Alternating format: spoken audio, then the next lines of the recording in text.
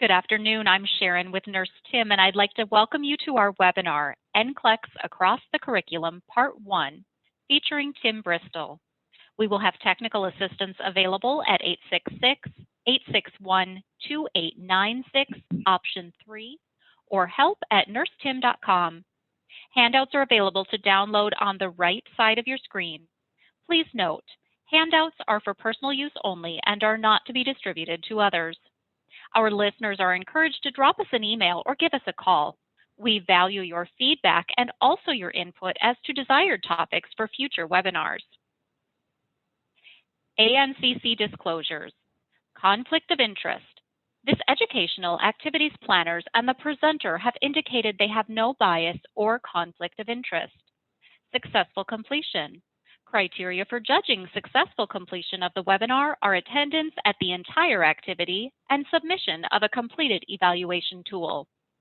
NCPD. This workshop has been awarded 1 contact hour by Nurse Tim Incorporated.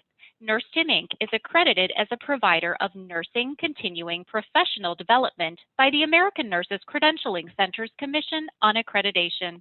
For more information, contact help at nursetim.com. Objectives. 1. Describe the basis of the NCLEX test plan. 2. Synthesize safe and effective care environments and health promotion and maintenance in the NCLEX test plan to guide the development of a lesson plan. 3. Utilize adult learning theory to help students incorporate the client needs in all courses across the curriculum. Purpose.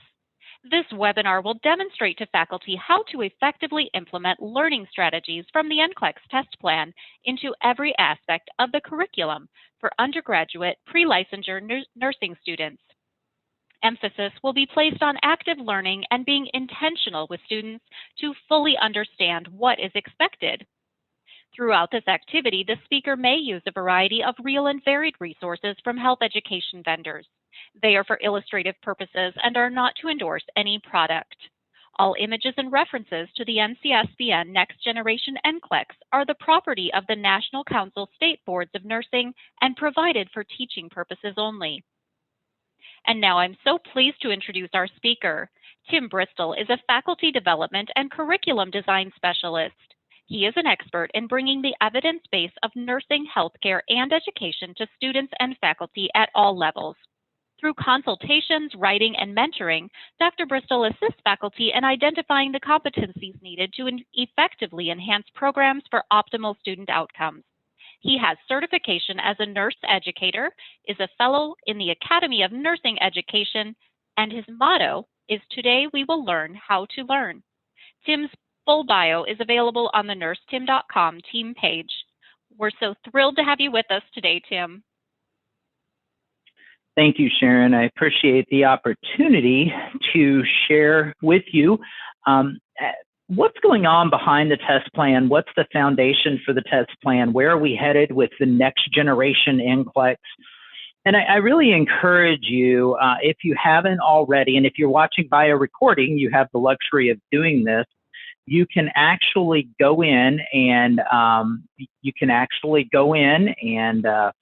download the test plan from National Council's website, ncsbn.org. That's NCSBN. Oh, it's down here at the bottom, ncsbn.org, and just type in test plan, and you'll be able to download your test plan, okay? Whether you're teaching in an LPN program or an RN program, but you'll be able to download your test plan.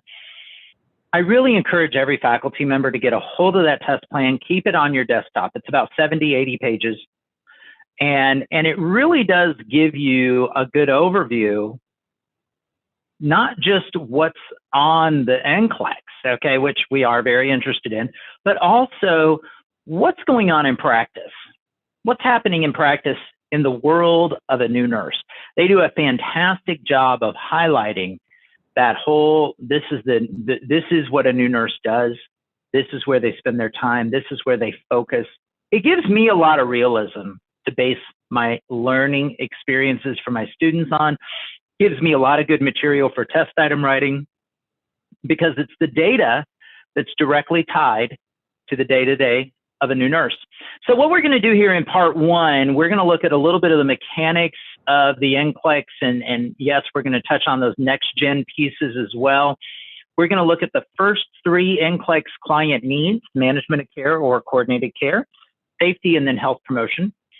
Then in part two, we're going to finish out the NCLEX client needs and talk about your curricular success.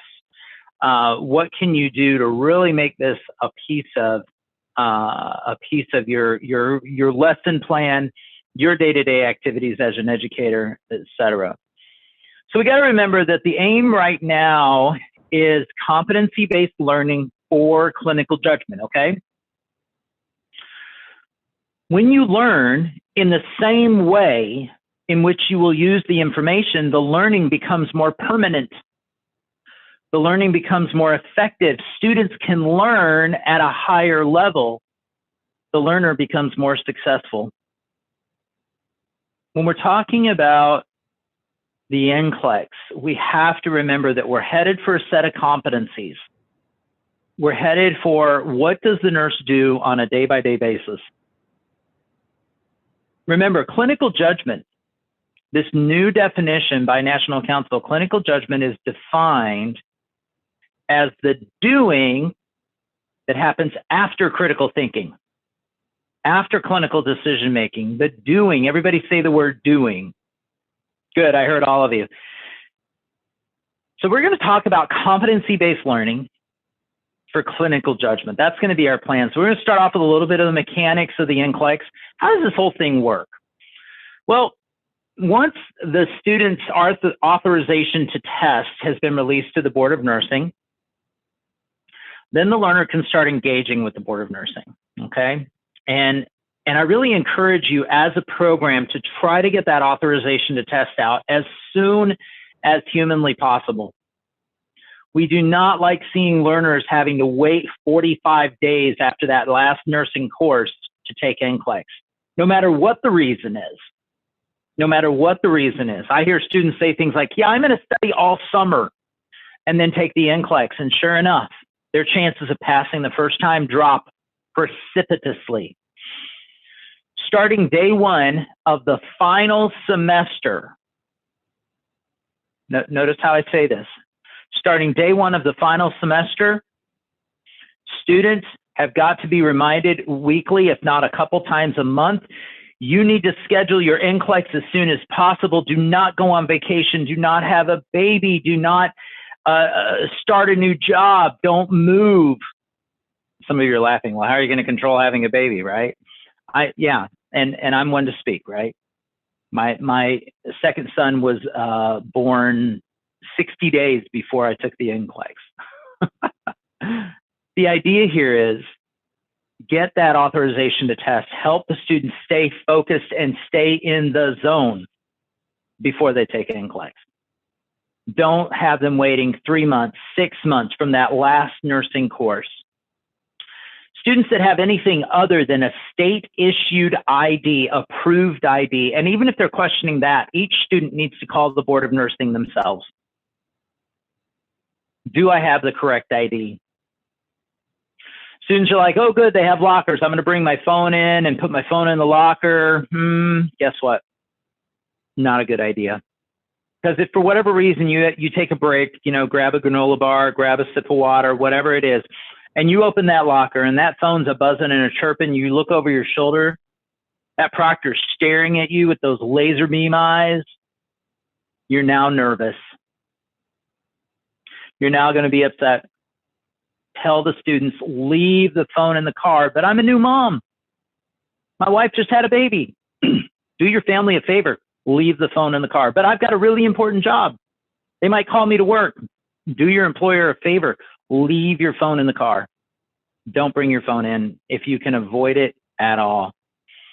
If you have to, try to stay out of your locker. They're going to give you a sealed bag and, sure, whatever.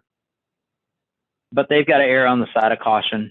Any little hint, smell, flicker of something that might be a security violation, reported. Incident report, away we go.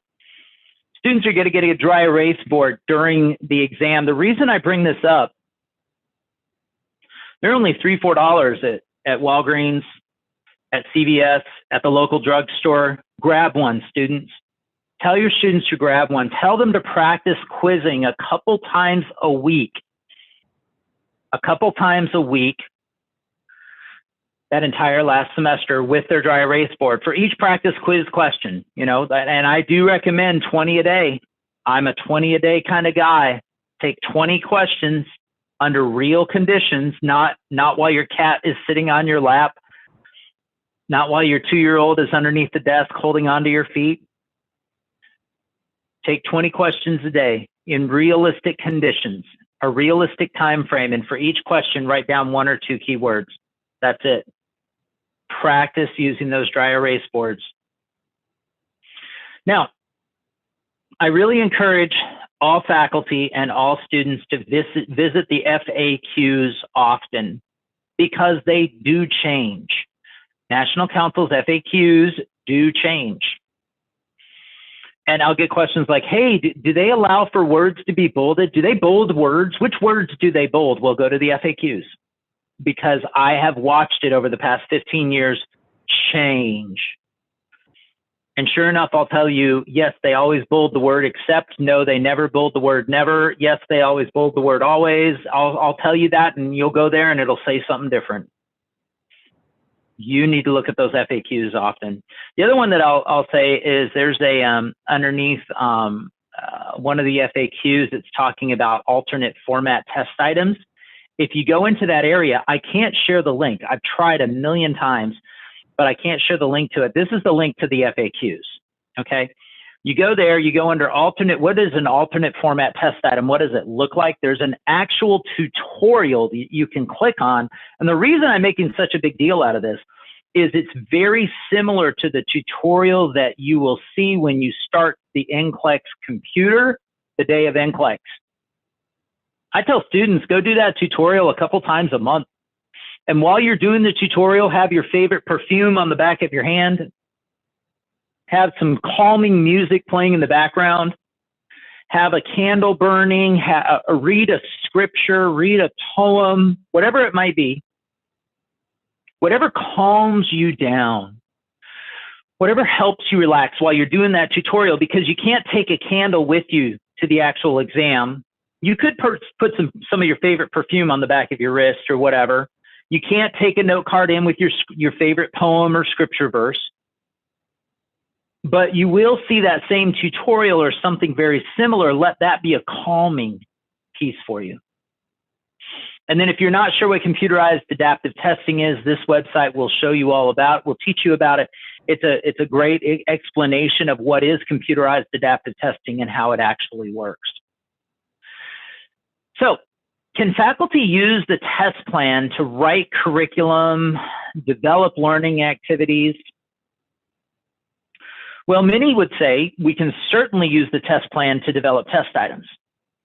We can certainly use the test plan to develop test items, and many do. They actually will blueprint their exams in the same way that the NCLEX is blueprinted to those 8 client needs.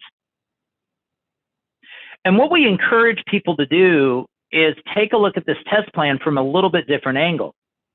Take a look at it when it comes to what are my students going to do during that 2 hours of lecture Monday morning in class, Wednesday morning in class, that 3-hour lecture on Thursday afternoon. What are the students going to do? Because remember, clinical judgment is all doing. Well, if you want to know what NCLEX says about this, you can actually look at some of their research that they do on brand new nurses. They call it a practice analysis. And they research these brand new nurses. They ask them 2 questions. What do you do at work that's most important? And what do you do at work most often? Based on the results from that, they build the test plan. The results are published in the practice analysis. And most recently, they did a strategic practice analysis where they went even deeper and they sent out observers just like you and me, professional nurses like you and me. They sent out observers to go watch new nurses and document. This all helps determine the content of the test plan. Evaluating, are the client need categories where they need to be. Because you know what this means? You know what this means? This means that you now have an evidence base for where are my students headed on a moment-by-moment basis. Where are my students headed on a moment-by-moment basis? Let's see if I can get back here.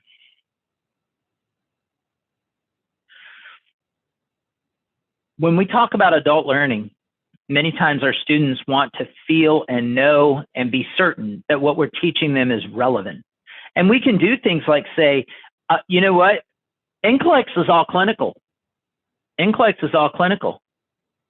When I teach you, I have to make sure that it is truly a clinical experience.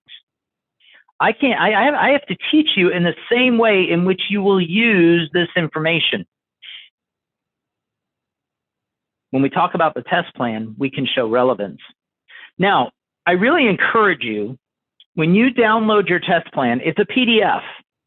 And on pretty much every computer that I've engaged, you can do a Control F or a Command F if you're on an Apple. You can search a PDF. Search it for a word or two related to what you're teaching today in class. You're going to see verbiage there. You're going to see actual verbiage from the survey, the research that they did. You're going to see outlines there of the actual topics. And when you're looking at this, don't just be thinking about what can I do in class, what kind of learning activities. Be thinking about how to have overt discussions with your students about what's actually going on in the test plan, what's actually going on with this, with the test plan. Why is the NCLEX built the way it is? Why does it do what it's supposed to, what it says it does in this way? And the reason I bring this up, this win, is because many of us are like, yep, we have a great capstone course where we do that. And that capstone course is where we explain the NCLEX and lay all that out there. Well, let me share a little tip for you. When you look at that practice analysis, and you literally could go back and look at the past 5 or 6 covering 20 years of practice analyses, there's about 150 activities of a nurse listed.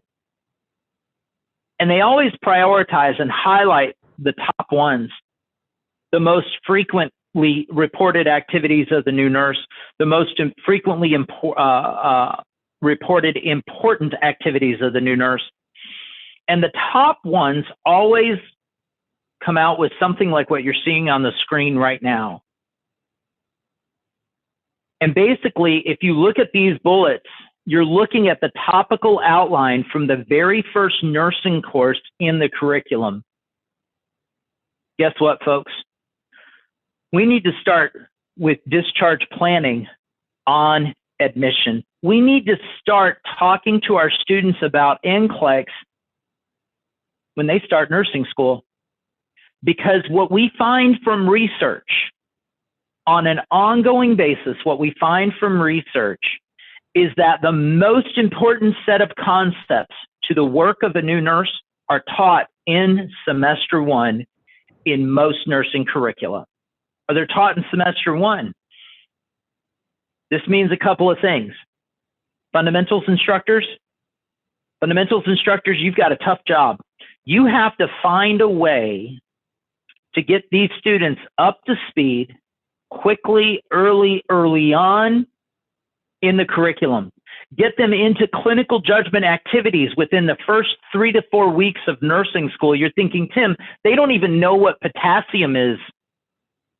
They don't understand hypokalemia. They don't understand hyperinflated alveoli related to emphysema yet. Guess what? We don't have time.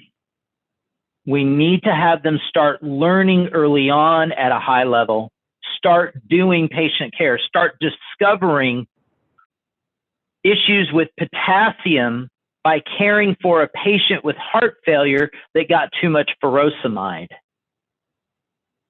Instead of waiting. And if you struggle with this fundamentals instructor, think of their first day of clinical.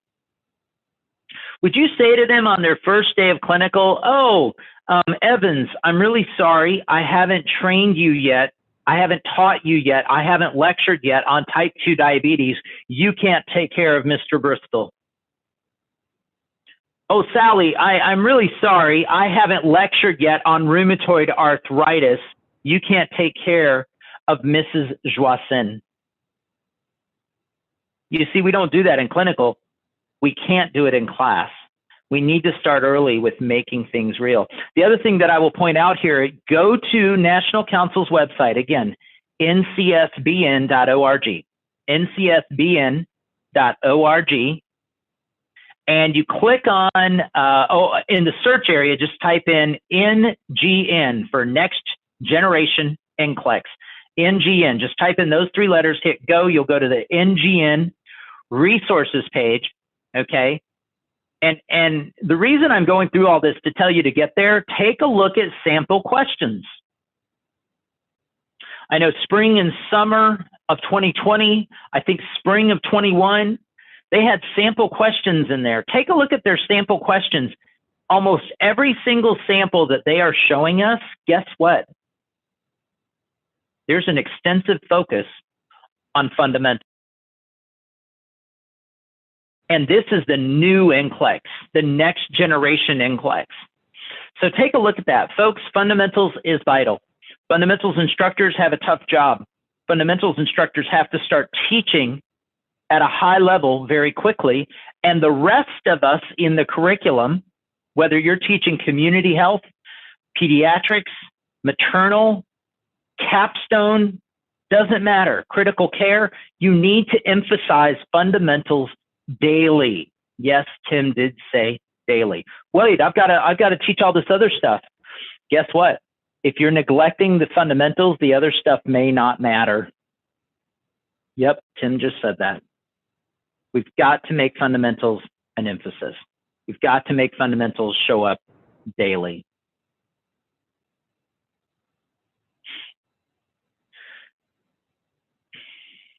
Let's see here. Did I go too far? I think I might have. There we go. You'll notice in the detailed test plan as you load that, there the educator's version. Well, now there's only one version, but it's basically it lists those integrated processes. You're going to see the client needs listed out. There are some practice items. I'm not a big fan of those. And there are some item writing exercises that some people like. Again, I'm not a big fan. I don't think they're realistic enough. I don't think they do a good enough job speaking to this high-level clinical judgment piece. But do, when you get in there and you open that PDF, that 70 to 80 pages, search for something that you're teaching. So for instance, search for nasogastric. Nasogastric. Well, what you're going to discover is that it falls under a particular client need. And the idea here is, the reason I'm making such a big deal out of this, now when you're teaching about nasogastric tube maintenance insertion, DC in the lab, lab instructor, you can now put up some information on that NCLEX client need above the patient's bed, just 1 or 2 sentences. Have an NCLEX break. Use these test plans to make whatever you're teaching real. National Council uses 2 versions of Bloom's, the nouns that came out back in the 50s, the 1950s, I should qualify that, and then the verbs that came out in the early 2000s. They use both of them. And when they talk about Bloom's taxonomy, many times they will emphasize the word create. And when I say they, at a National Council meeting, National Council State Boards of Nursing meeting, when they talk about the new Bloom's taxonomy that you're looking at right here, they do emphasize the word create. Allow your students to get creative with some of the client needs. Show them a client need. How does it play out with this patient? We just worked on chapter 38 in pathophysiology. At the end of chapter 38 is a patient, a case study in the pathophysiology book. And then you just pull up one of the NCLEX client needs and you have students partner with somebody and create a connection between that client need am that patient at the end of chapter 38. Have students start to focus on this create mentality. Very high level. It's not what they know, it's how they think. How they think that's so important. The integrated processes need to be in every class. This includes the nursing process. And by the way, the clinical judgment measurement model, those 6 steps are not replacing the nursing process. They include the nursing process. Caring, you see that mutual respect, communication, teaching and learning, and the integrated process that has been most recently added is culture and spirituality. It needs to be everywhere. We don't save it for the mental health course. We don't save it for the cultural diversity course. We don't save it for the fundamentals course or the women's health course. Culture and spirituality, like the other integrated processes, belongs everywhere. So yes, Tim, when you're teaching med-surg, neuro, stroke, when you're teaching concepts, perfusion, ischemia, you need to pull culture and or spirituality into the middle of one of your model cases, into the middle of one of your case study discussions. That's so important. That is so vital in every class. I get asked a lot, hey, Tim, should we be putting the alternate format test items on our exams? Should we be putting the alternate format test items on our exams? And I'm like, well, okay, your high-level unit-based exams, when it comes to just the basic alternate format test items like what you see here on the screen, those basic run-of-the-mill test items, multiple choice and select all that apply, you need good statistics on your exams. You really do. You need good statistics. Can you get a good KR20? Can you get a good difficulty level on most of your questions? Once you've mastered that, then you can start exploring adding in a drag and drop, a chart exhibit, a hotspot question. But you need to get good statistics on the rest of the exam. Now, your in-class learning activities, your in-class quizzes, you go right ahead and add all of these that you want on those quizzes, those learning activities that are not high level. When it comes to next gen, guess what? Those test items, close, drop down, matrix, bow tie, those items are so valid.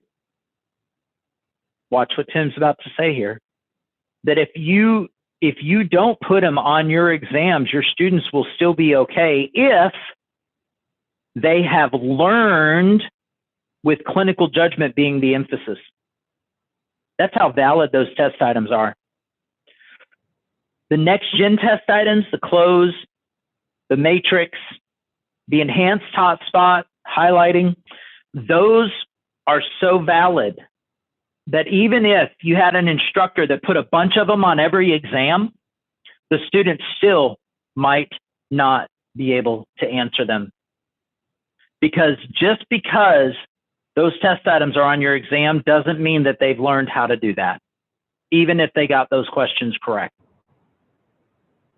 All that to say, when it comes to your exams,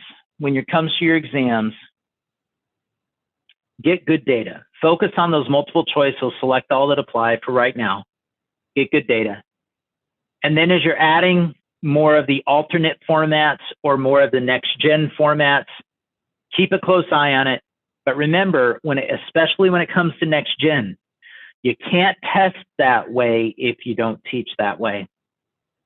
And can I offer you one more little tip here on test item writing? Do not say of the following in the stem of the question. Just one of Tim's pet peeves. Do not say of the following. Go ahead and forget about that one. So anyways, all right. I think we already talked about this. Let's try to be careful with that. Now, the NCLEX today, it's about 5 hours, 60 to 130 questions. There could be the unscored pre-test items, and it is computerized adaptive testing.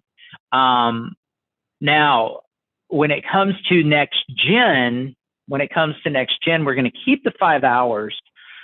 About 3 of the questions are going to be what they would call a case study, or that Next Gen component.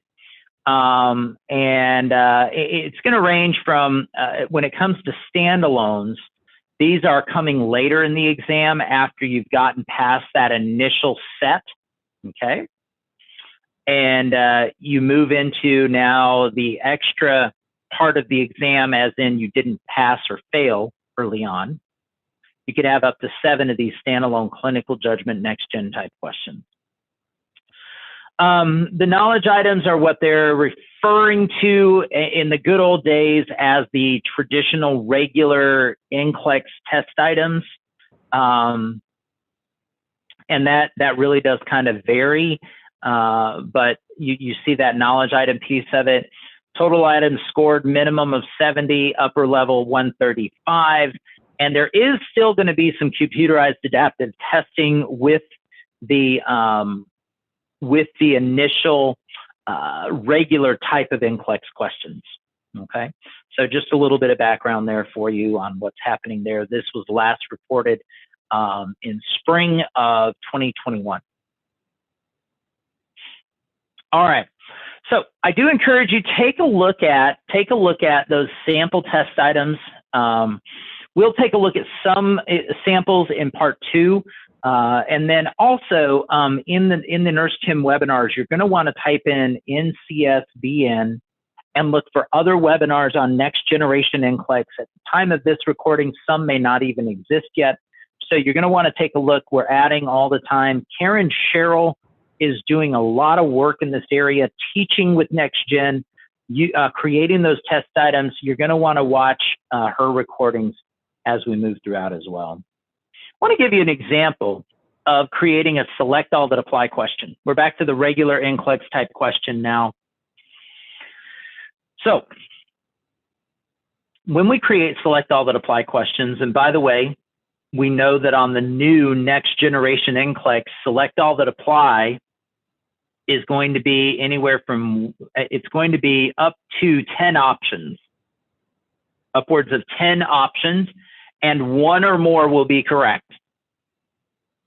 1 or more will be correct. Let that sink in. That just sounds like an incredibly difficult question to create, an incredibly difficult question to answer for the students.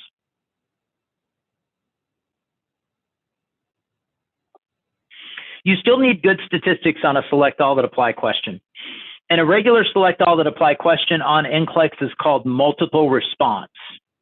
Okay, remember, a multiple choice, only 1 option is correct. A multiple response, 1 or more options are correct. This slide is incorrect. It's now 1 or more. And again, as Tim said, this is how fast things change. Go to the FAQs. Go to the FAQs and take a look at what's in the current FAQs, because this does change. Anyways, select all that apply. You still need good statistics, especially when it's on your unit-based exams over time. And by good statistics, here's the Nurse Tim definition of good statistics. 30 to 80%, the p-value, 30 to 80% get a question correct. 30 to 80% get a question correct. If 20% got it correct, we may say things like, this may have been too difficult of a question. It may have been coded incorrectly. If only 20% get it correct. If 90% get it correct, we might say things like, wow, this was too easy of a question. Or we might say things like, did this question get compromised? Is someone cheating? Or we might say things like, oh, Tim gave away the answer when he was lecturing. That's difficulty. Discrimination greater than 0.25, a point biserial correlation coefficient greater than 0.25. What this basically means is that there's a correlation between doing well on this particular test item and doing well on the exam. And these statistics are based on an individual question. And then no lazy distractors. A lazy distractor is an answer option that nobody picked. Nobody picked option C to answer question 38, but because it was very clear that option C was not a possible answer to question 38, option C would be called a lazy distractor. So when we're creating a select all that apply question and analyzing it, these still apply just like they do for multiple choice. So here's an example of what you can do. You take a well-developed multiple choice question, maybe one that's getting good statistics, okay? And you're like, hey, what if we took this good multiple choice question that we're getting good statistics on? By the way, the answer to this is option 3. Just get that out of the way. Option 3. Anything to treat plaque psoriasis is considered a pregnancy category X. It's option 3. So all that to say, what we do with a multiple choice question like this is we add 1 or 2 more options. Again, option 3 is still a correct choice. It's just now that it's a select all that apply question. And option 5 is a correct choice. Okay? So 3 and 5 would be the answer to this select all that apply question. Now, I'm making a big deal out of this because so many faculty struggle with building select all that apply questions, number 1. They just struggle with it. And students struggle with taking it. So let me throw something out at you. Could we take a multiple choice question to class and as a learning activity, have students get into groups of 2 and 3 and turn it into a select all that apply question? You see what I just did? Not only am I showing you how to build a select all that apply question for your next exam, what if we used it also as a learning activity? Creating hotspots. Many of you are using paper. Many of you are using Scantrons. Many of you are using testing systems that won't handle hotspots. What I do in this video, and I can't show it to you right at this moment, but you can certainly go take a look at it, or you can go to YouTube and type in Nurse Tim hotspots, and you're going to find these hotspot question examples. But basically, I just show you how to create a hotspot image, whether you have to use it on paper with the students or whether you're going to upload it into ExamSoft or Canvas, doesn't matter. But basically, with a hotspot, the trick is, especially if it's one single hotspot, is making it about prioritization. Which part of the nursing note is most concerning? See what I just did there? When you say, where will you auscultate to hear an S1, S2 gallop the best, that is not clinical judgment. Just get that out on the table. That is not clinical judgment. That is rote memorization. When you're creating hotspots, think about what a nurse is actually doing and try to get them to take it to the next step. And so this video will kind of show you some examples of how I create hotspots. So students need to start with their clinical reasoning, their clinical judgment very early on. We need to make it intentional and put it in the test plan very early on. And that's important when we're talking about student success. When we're talking about exams, oftentimes your norm referenced exams, such as exams that compare your students to others in around the nation. So for instance, like your Kaplan's or your NurseThink or your HESI or your ATI, those are norm referenced exams that can compare your students nationally. Students need to know where they compare nationally, but we have to be careful with this because right now, NCLEX 2019, I'll skip over the COVID data, but NCLEX 2019 was one of the highest first-time pass rates we'd seen nationally in many years. And even with that, 50% of people passing the NCLEX were involved in a medical error. The reason I bring this up is all of them most likely had to pass norm referenced exams, had to beat the national average. Be careful. Be careful of focusing just on these exams. I think we need to have a more holistic approach and show students how they're doing in multiple areas. And students need to do a lot of practice testing. They need to know. They need to know what they don't know. They're like, oh yeah, I'll know after I take Dr. Bristol's exam in pharm. I'll know what I don't know then. Don't wait for Dr. Bristol's exam. Students need to be giving themselves a couple quizzes a week. And there's even some suggestions to quiz yourself before you read, because now every quiz question that you got wrong serves as a little beacon, a little marker. So when you come across that in the chapter, it just pops out at you.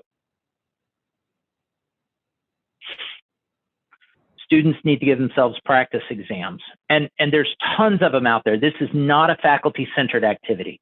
There are tons of them out there where the faculty, where the students can go in and actually practice, find out what their weaknesses are, what their strengths are. When we talk about curricular success, I really hope that you're seeing the opportunity here for the client needs to be in the lesson plan. The client needs to be in every day of clinical, if you will, and we're gonna be focusing on that. When you talk about curricular success, don't just leave those norm referenced exams, those ATIs, those Nurse Thinks, those Kaplans. Don't just leave them in the previous class. Take a look at those reports and adjust what you do today in lecture. Take a look at those reports and create student-centered learning activities for clinical. I'm about to show you what that looks like. And then when it comes to your systematic plan of evaluation, be thinking about where are those client needs in our plan of evaluation, and how can we intervene early. We don't just wait until 6 months after that group has graduated and taken NCLEX to evaluate that group and go, oh, too bad for that group. We are constantly looking for ways to find data to intervene today in every class across the curriculum. We don't just wait for that biannual assessment meeting. We need to start using these client needs now. All right, so the 8 client needs, as you can see, are listed right here. Safe and effective care, I've broken out into 2. They broke it out. And physiological is broken out into 4. That's how you get 8 client needs. And what we're going to try to do here, what we're going to try to do for each of the client needs is start to unpack it a little bit, just kind of focusing on a certain part of it and what would be some kind of activity that we can do related to that. So for instance, under management of care and coordinated care, talks a lot about prioritization, delegation, collaboration. And there's really only one way to learn prioritization. It's to do it.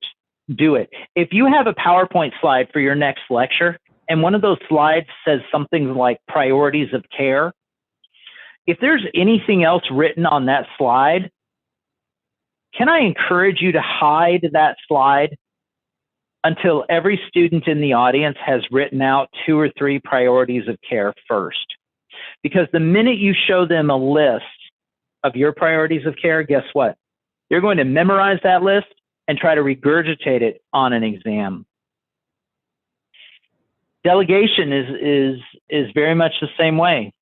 With delegation, we've got to find ways of making it show up everywhere, allowing them to do it, and preferably starting early on so that they can get their mistakes out of the way early on in fundamentals class, not in clinical, not as a new nurse. When it comes to delegation, there's a lot of opportunities to exercise those clinical judgment muscles. Exercise those clinical judgment muscles. And this is where the client needs help us focus, because you can't exercise a clinical judgment muscle just reading a page out of a textbook. You have to be focused on a patient in some way, shape, or form. And so the client needs allow us to do that.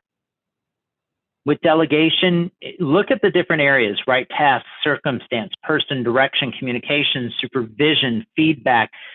When you look at those different areas, what part of a concept What part of an exemplar, what part of the disease process do you not need to know? Sometimes people look at delegation as that extra that I'll get to if I have time, or that extra that's covered in the final semester. Delegation needs to be everywhere. And if you want some ideas, definitely take a look at your State Board of Nursing's website. Most of them have some kind of information on there on delegation. It really can help you focus. These are what we call the prioritization pairs, kind of a fun one there. Basically, I like having the students carry around a yellow and a green highlighter, And so when it comes to using these, anytime they're caring for a patient, like a case study in the back of chapter 38, or a case study that I printed out, I ask them literally, get out your yellow and green highlighters. And anything in the case study that you think is acute or unstable, you're going to highlight it in yellow, as in caution. Anything that looks chronic stable, you're going to highlight it as green. And hopefully by the time they graduate, their med-surg book will be full of yellow and green and gold, as we say here in the Midwest. The notes, as you're looking at the professor's notes and trying to figure out what's most important, again, the notes, yellow and green. From prioritization to delegation, this really helps them start to form a habit of prioritization. And again, please consider allowing them to start early.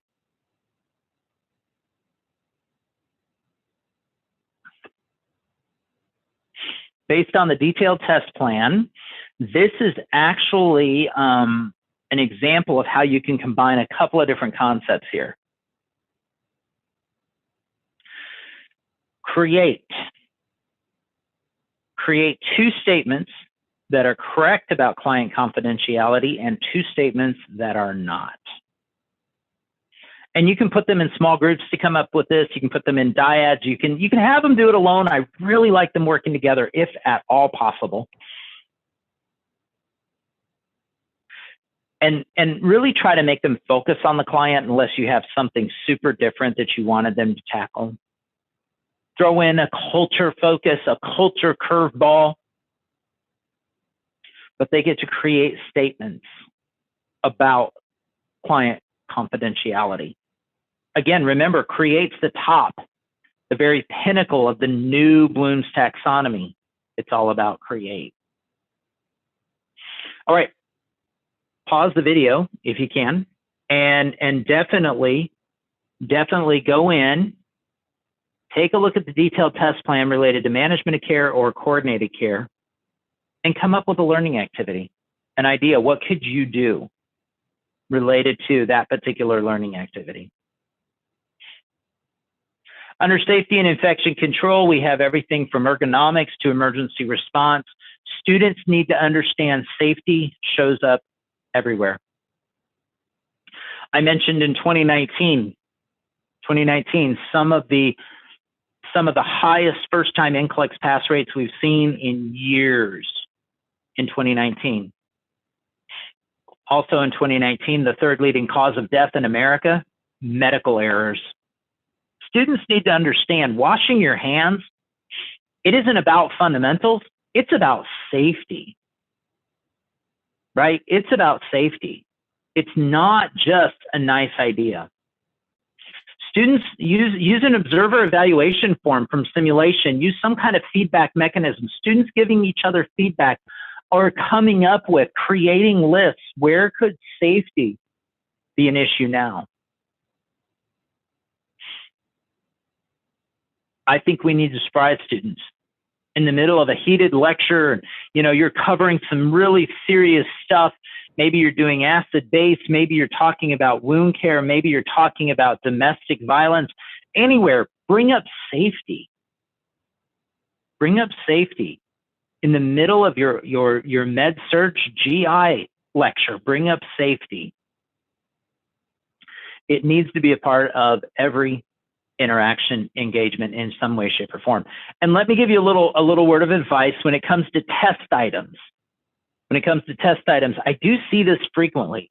There's a test item, and the correct answer is A, but option B has a little bit of a hint of a safety concern,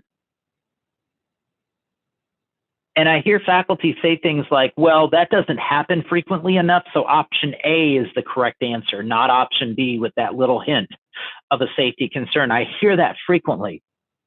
If you have a test item like that, please hear me. On NCLEX, they will need to choose option B with that little tiny hint of a safety issue. So if you don't want that to be the right answer, get it out of there. Put in another option. There's plenty to choose from. But when it comes to NCLEX, the student, the candidate, has to err on the side of caution, safety. This is a fun activity. Have your students create a lifting mnemonic. Create a mnemonic themselves related to lifting a patient. Remember, ergonomics is under this part of the client needs. Have them get out a sheet of paper. Oh, my students are online. That wouldn't work. Oh, it works great.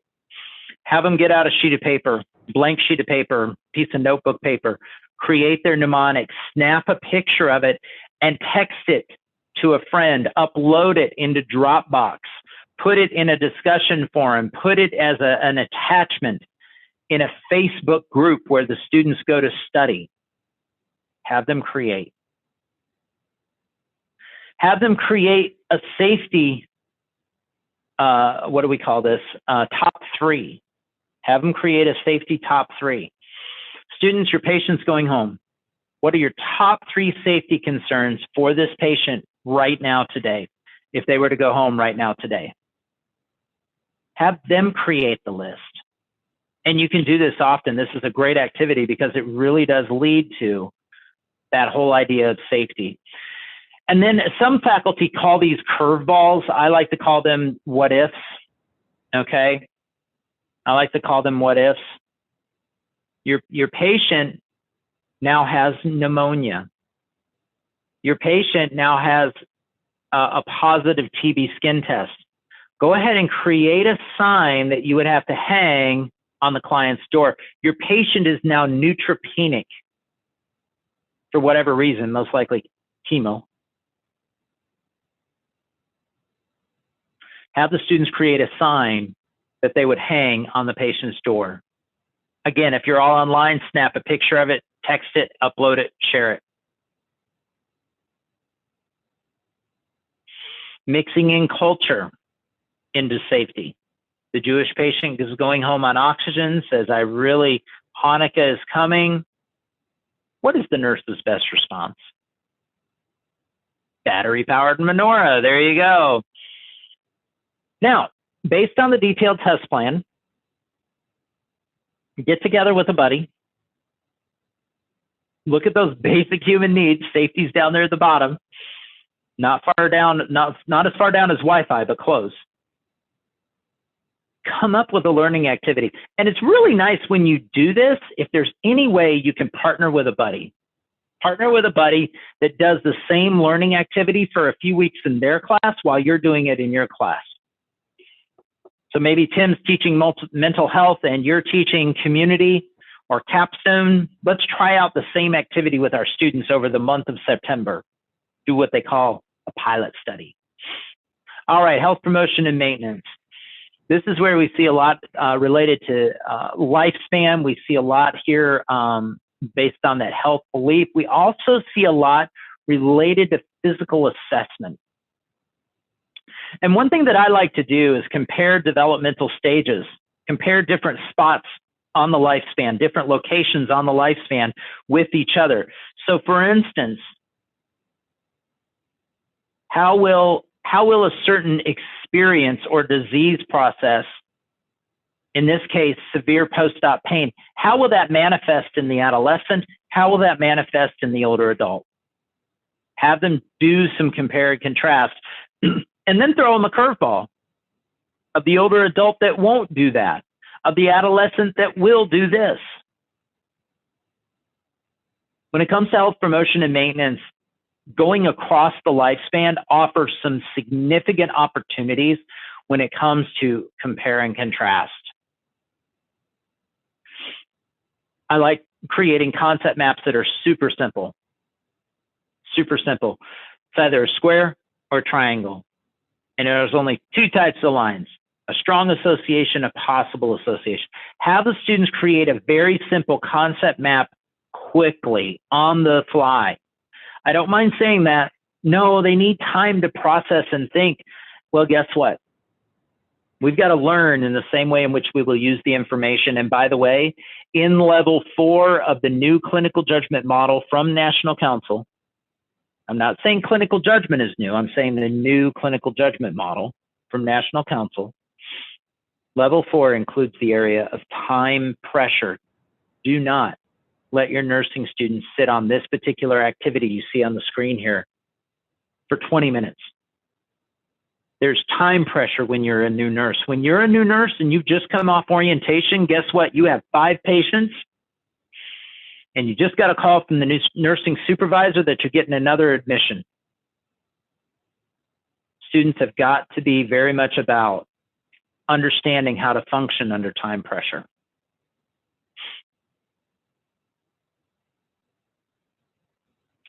So that's the compare and contrast concept map that I do like using there.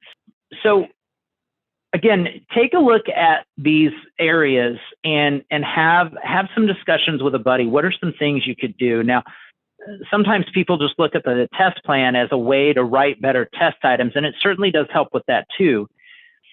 But we need to teach this way. We need learning to happen this way, way more than we need to be testing this way. Can you really say that, Tim? Yeah, I can say that, because when we think about the nursing process, assessment without implementation, evaluation without implementation, guess what? It doesn't mean much. And the implementation is what happens day in and day out, every day of lecture. And so as we're thinking about this, and some of you are like, yeah, we should do more of this in clinical, because we don't have time in lecture. Guess what? It can't happen that way. If what you're teaching in lecture is really important, then you will teach it in the same way in which they will use it. That's how important your lecture time is. So all that to say, do take a look at the lesson plan as a way to go through there. I think, let's see. If you have any questions on this area, don't hesitate to let us know. Drop us an email there. We'd love to talk to you more about that. Part 2, we're going to go through the other 5 NCLEX client needs. We're going to talk a little bit more about next gen. Please do complete the evaluation. There's a link for it on the side of the video, on the side of the screen here, and that will give you access to your contact hours, as well as give us great information on how best to improve on these webinars. Hey, I'm Nurse Tim, and I appreciate you spending some time with this. Remember, dream big, start small, and act now. Take care. Make it a great day.